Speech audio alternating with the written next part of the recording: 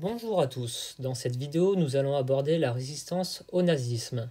Lorsque l'on parle de résistance envers le nazisme, nous avons tendance à penser aux mouvements qui exerçaient en dehors des frontières de l'Allemagne nazie. C'est pourquoi je vais me concentrer sur les mouvements peu connus du grand public ayant résisté au cœur même du nazisme, en Allemagne même. Nous allons donc aborder premièrement le contexte de cette Allemagne et les formes d'opposition de la part de différents partis politiques. Dans un deuxième temps, je vous parlerai des mouvements résistants étudiants. Finalement, nous verrons pourquoi cette résistance interne n'a pas abouti. Et pour clore cette vidéo, je conclurai. Nous sommes dans les années 20. L'Allemagne est fragile, en grande difficulté économique. Nous assistons alors à une montée du nazisme. Le SPD, Parti social-démocrate, est le premier vrai opposant de cette idéologie nazie. Les membres de ce parti, les socialistes démocrates, cherchent à défendre la République de Weimar, une démocratie parlementaire, mise en place depuis la fin de la Première Guerre mondiale. Ils cherchent également à contrer les possibles tentatives de coup d'État. Le KPD, le Parti communiste d'Allemagne, pourtant opposé au nazisme, considère le SPD comme leur principal ennemi, plus dangereux que les nazis. Une alliance pour contrer la menace Hitler ne fut donc pas une éventualité. La crise de 1929 va être le tremplin qui va permettre à Adolf Hitler d'accéder au pouvoir en devenant chancelier le 30 janvier 1933. Dès février, des journaux socialistes et communistes, vus comme une menace, sont donc très vite interdits de parution.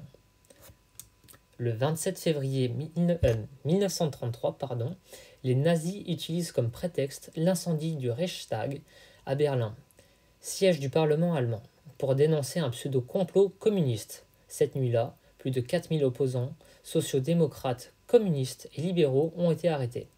Marinus van der Lubbe, syndicaliste néerlandais, fut arrêté et présumé auteur de l'incendie. Il fut condamné à la peine de mort pour haute trahison. La nature exacte de cet incendie fait débat. On soupçonne qu'il aurait été orchestré par Hitler ayant utilisé des SA pour déclencher l'incendie. Suite à cela, le KPD qui est pointé du doigt, le président du parti, Ernst Thälmann, est emprisonné le 3 mars 1933, ce qui permettra à Hitler d'augmenter ses chances pour rester au pouvoir lors des élections législatives allemandes, se déroulant le 5 mars 1933. Évidemment, c'est ce cas de figure qui se produisit. Le KPD est interdit le lendemain de l'élection. Ces 81 députés ont été interdits d'occuper leur siège et ont été tous arrêtés.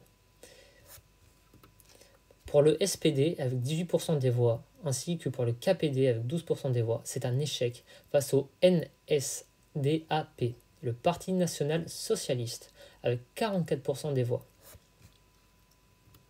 Ceci va amener à la semaine sanglante de Copernic du 21 au 26 juin 1933. Plus de 500 opposants socialistes et communistes seront arrêtés. Certains seront torturés ou même tués. On estime le nombre de victimes à 90. Le 22 juin 1933, le SPD est donc dissous par le gouvernement et le parti NSDAP devient alors, le 14 juillet, le seul parti légal, purgeant physiquement n'importe quelle forme d'opposition. Les petits groupes résistants, sociaux-démocrates, n'étaient pas assez coordonnés et facilement démantelés par la Gestapo.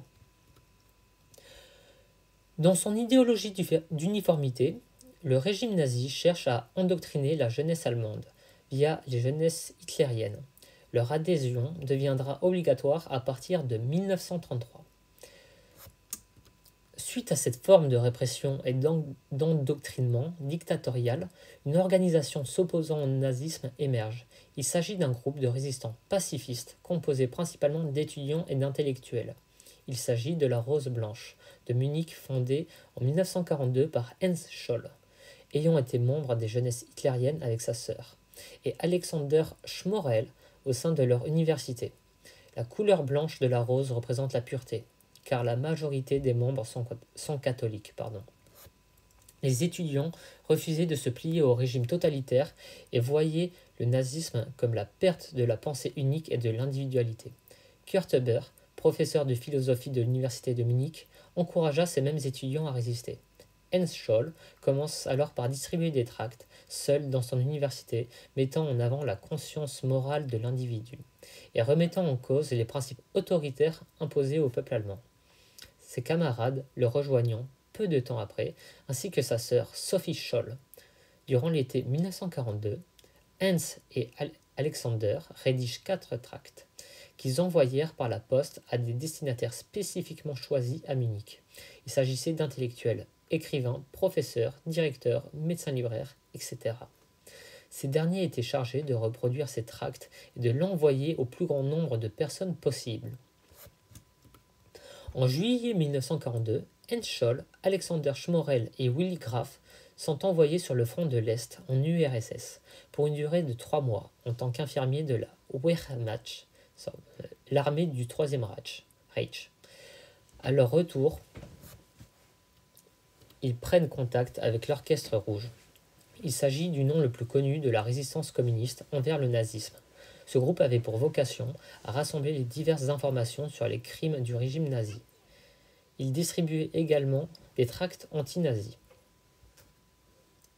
Les étudiants de la Rose Blanche écrivirent des slogans antifascistes sur les murs, collectaient du pain pour les détenus des camps de concentration et s'occupaient de leurs familles.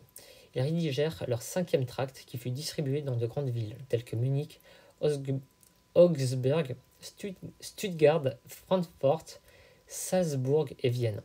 Il s'agit d'un appel à la conscience collective. Il exista un deuxième groupe originaire d'Hambourg, suivant la même idéologie que le premier groupe cité. Cependant, il est important de faire la distinction entre la Rose Blanche de Munich et celle de Hambourg. D'ailleurs, ce dernier groupe ne se nommait à l'époque pas ainsi. C'est seulement en 1948 que le nom est utilisé pour la première fois par les historiens, faisant écho aux actions menées par la Rose Blanche de Munich. Suite à la défaite de Stalingrad de 1942 à 1943, le professeur Kurt Huber rédigea le 6e tract qui fut la cause de l'arrestation des membres de la Rose Blanche. Lors de la nuit du 15 au 16 février, il distribue plus de 1000 tracts dans la ville de Munich. Ayant alors des tracts en réserve, il décide de les distribuer dans l'université de Munich. Hans et Sophie Scholl déposent une partie des tracts dans la cour et devant les amphithéâtres et les couloirs. Ils décidèrent de lancer des tracts par-dessus la rambarde du 2e étage.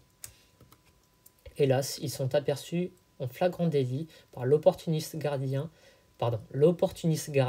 Jacob Schmidt, membre de la SA et du parti nazi. Ce dernier décida de les arrêter jusqu'à l'arrivée de la Gestapo. Jacob reçut 3000 Reichsmarks comme récompense, ainsi qu'une cérémonie à son honneur. Quant aux membres de la Rose Blanche, ils furent arrêtés puis emmenés au centre de la Gestapo, le palais Wittelsbach.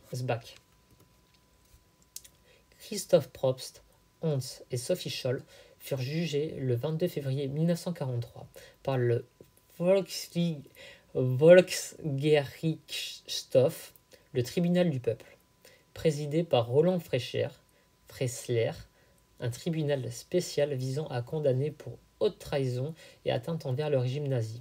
Il a été mis en place par Hitler après les événements de l'incendie du Reichstag de 1933. Les Scholl et Christoph Probst sont condamnés à mort pour, je cite, haute trahison et connivence avec l'ennemi, incitation à la haute trahison, atteinte à l'effort de défense. Au cours des 3 heures de procès, les condamnés se défendirent courageusement. Hans Scholl résiste en déclarant « Dans quelque temps, c'est vous qui serez à notre place ». Hans n'avait pas tort. Malheureusement, les condamnés furent décapités le jour même, le 22 février 1943, dans la prison de Stadelheim à Munich. Kurt Huber, Alexander Schmorell et Willy Graf furent aussi condamnés à mort lors du second procès ayant eu lieu le 19 avril 1943.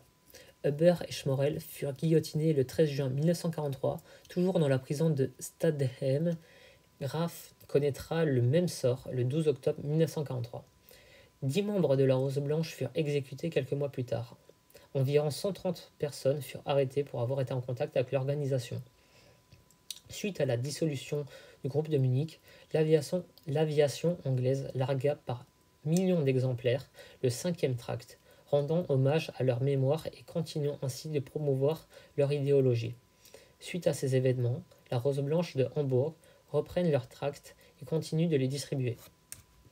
Bien sûr, certains membres finissent par être arrêtés, comme Hans Lepelt, membre important du mouvement, condamné à mort le 13 octobre 1944, puis exécuté le 29 juillet suivant. Plusieurs vagues d'arrestations ont eu lieu par la Gestapo. Certains sont morts en prison ou dans des camps de concentration. D'autres ont été libérés par les forces alliées en 1945. Plusieurs mémoriaux ont été édifiés en l'honneur de la Rose Blanche de Munich et de Hambourg. Nous avons donc vu, à travers cette vidéo, la montée du nazisme et les principaux partis politiques, se portant comme opposants qui n'ont pas réussi à rivaliser par le vote, impuissants et écrasés face à la dictature autoritaire du nazisme se mettant en place. Cette dernière impose à son pays un endoctrinement où l'individualité doit disparaître au profit d'un peuple totalement unifié, obéissant aveuglément. Pour un groupe d'étudiants, la Rose Blanche, il était temps de résister, non pas par la violence, mais par la plume, et donc par une prise de conscience du peuple allemand. De par leur récit, de par leur écrit, ils réussissent à ouvrir les yeux de certains et à leur faire réaliser qu'il fallait se détourner du nazisme et résister. Malheureusement, pour beaucoup d'entre eux, voir la chute de cette dictature ne fut pas une réalité. La faute à une Gestapo trop bien organisée et à des procès punissant ces résistants par l'emprisonnement, la déportation ou bien même la peine de mort, dissuadant donc beaucoup de ne pas résister et de marcher dans cette dictature.